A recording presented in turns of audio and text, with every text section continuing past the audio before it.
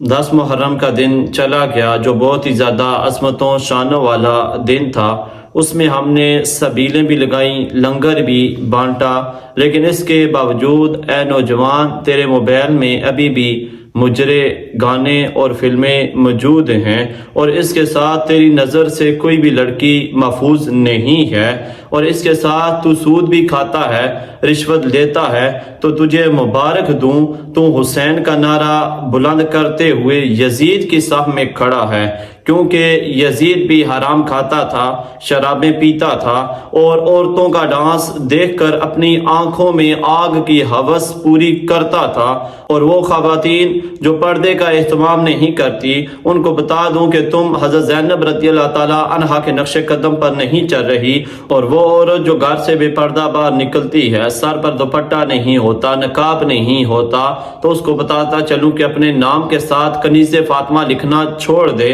کیونکہ کنیز فاطمہ بے پردہ باہر نکلا نہیں کرتی بلکہ گھر میں بھی پردہ کرتی ہیں۔ آج ہی محرم الحرام کے ان دکھ بھرے ایام میں اپنے آپ کو حسینی صف میں شامل کریں، اور آنے والے سارے سال میں حسینی کردار نمایاں کرتے ہوئے اپنی زندگی گزارنے کا پختہ عزم کریں۔ والسلام۔